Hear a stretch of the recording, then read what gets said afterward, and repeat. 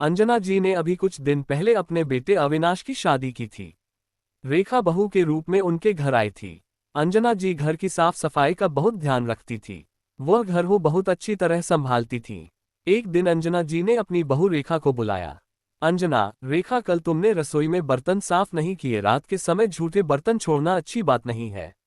रेखा, मां जी, आपको पता है न, कल इनके दोस्त खाने पर आए थे। इतना सारा खाना बनाते बनाते मैं इतना थक गई कि खाना खाकर सीधा सोने चली गई। अंजना, अगर ऐसा था तो मुझसे कह देती, मैं बर्तन साफ कर देती। रेखा, वह मेहमानों के सामने आपसे कहती बर्तन साफ करने को तो सबके सामने मेरी क्या इज्जत रहती, ये तो आपको खुद देख लेना चाहिए था। बहू का उल्टा जवाब सुनकर अंजना जी चुप रह गई। इसी तरह समय बीत रहा था। एक दिन अंजना जी ने अविनाश से कहा, अंजना बेटा, घर बहुत गंदा हो रहा है, क्यों न दिवाली से पहले हम घर में रंग रोगन करा लें। अविनाश, मो आप तो जानती हो अभी मेरी लोन की किस्तें चल रही हैं। शादी के लिए लोन लिया था, उसकी किस्त खत्म होने बाद ही पैसे बचेंगे। इस साल ऐसे ही साफ सफाई कर लो। दिवाली से कुछ दिन पहले अंजना जी ने रेखा से कहा, अंजना, रेखा, इस बार हम दोनों को ही दिवाली की सफाई करनी है। रोज घर का काम खत्म करने के बाद थोड़ी थोड़ी सफाई कर लेंगे। रेखा, मां जी, मैंने तो कभी दिवाली पर अपने घर में सफाई नहीं की। मेरे पिताजी जो हर साल रंग रोगन करवाते हैं और बाहर से मजदूर पकड़कर सफाई करा लेते हैं। आप भी मजदूर पकड़ लाइए। अंजना, तुझे पता है न, अविनाश के सर पर कर्ज है। वह बेचारा कहाँ से लाएगा इतना पैसा। चल, हम दोनों ही सफाई कर लेंगे। रेखा, लेकिन मां जी, मुझे तो धूल मिट्टी बर्दाश्त नहीं है। अंजना, वाह, ये बहुत अच्छा बहाना बनाना, तो कोई तुझसे सीखे। मेरा हुक्म है, आज से सफाई शुरू होगी।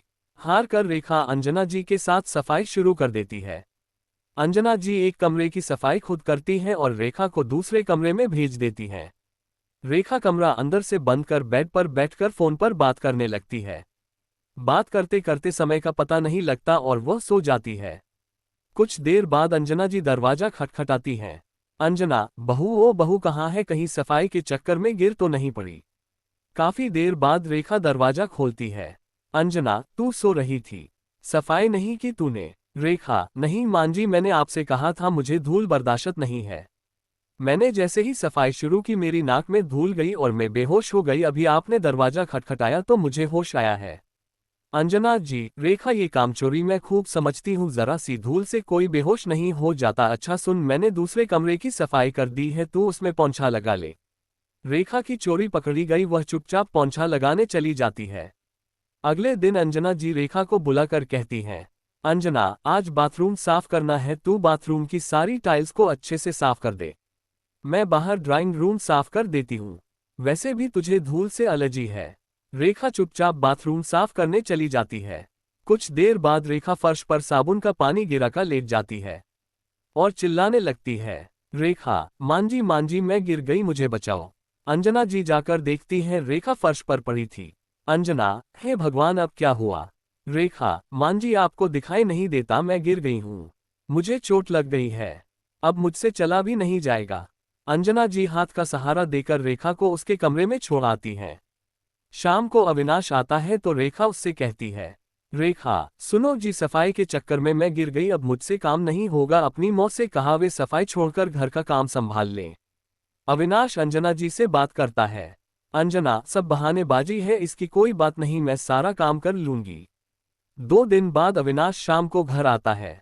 अविनाश, मॉम, मुझे दिवाली को बोनस मिला है, चलो दिवाली की खरीदारी करने चलते हैं। अंजना, हो ठीक है, वैसे भी बहू तो जा नहीं सकती।